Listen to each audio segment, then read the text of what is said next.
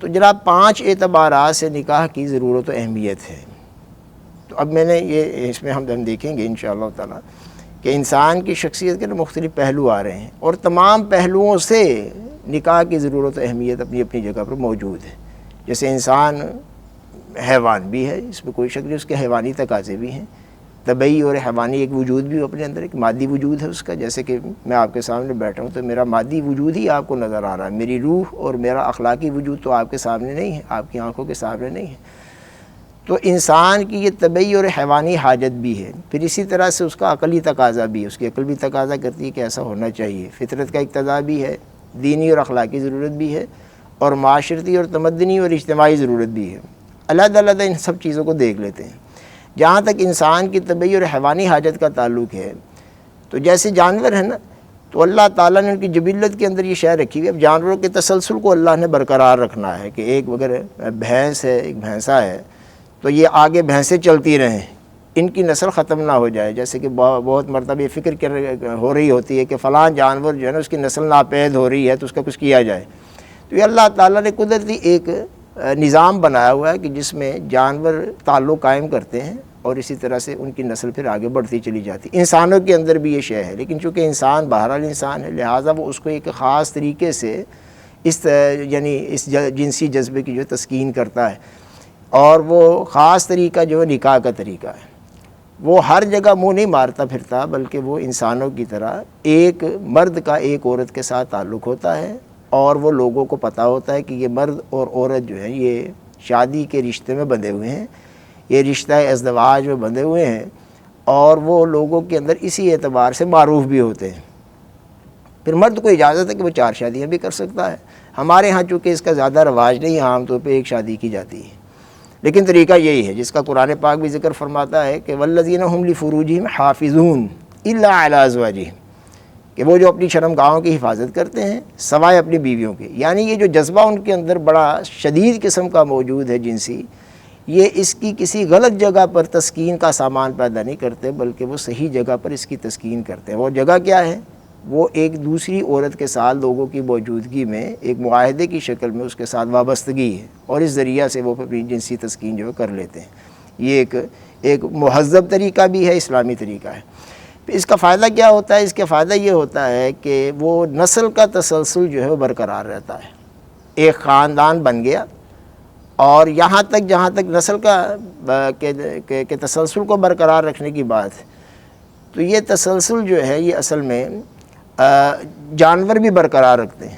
یہاں اس سطح تک جو ہے وہ انسان بہرحال وہی کام کے تقریباً کر رہا ہے کہ جو جانور کرتے ہیں، یہ وہی کام ہے، بس اس اعتبار سے ہے کہ جانوروں میں کوئی اس طرح کی شے نہیں کہ نکاح کرتے ہوں۔ پھر دوسری بات یہ ہے کہ ایک جانور جو ہے وہ ضروری نہیں ہے ایک ہی کے ساتھ جو ہے اس کا تعلق ہو۔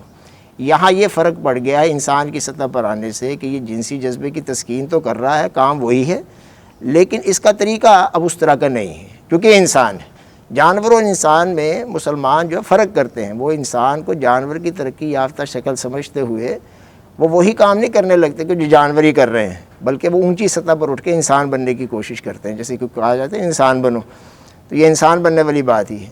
تو جنسی جذبہ کی تسکین ہو گئی، اور اسی طرح سے نسل کے تسلسل کا برقرار رکھنا ہو گیا، لیکن ہے یہ بہرحال انسان کی طبعی اور حیوانی حاجت ہے۔ پھر انسان کی عقل کا تقاضا بھی ہے، یہ نسبتاً جانور سے اوپر والی سطح آ جائے گی۔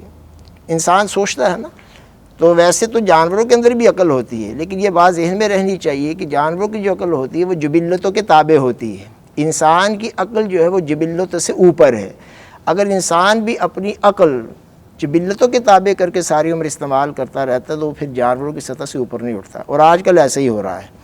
آج کل ہمارے ہاں کیریئر کا نام دے کر تو لوگوں کو انہی خواہشات کی تکمیل پر لگا دیا گیا ہے کہ جو عام طور پر جانوروں کی ضروریات ہوتی ہیں، ان کو خواہشات بنایا گیا، اور پھر ان کو خواہشات بنا کر ان کے پیچھے لگا دیا گیا۔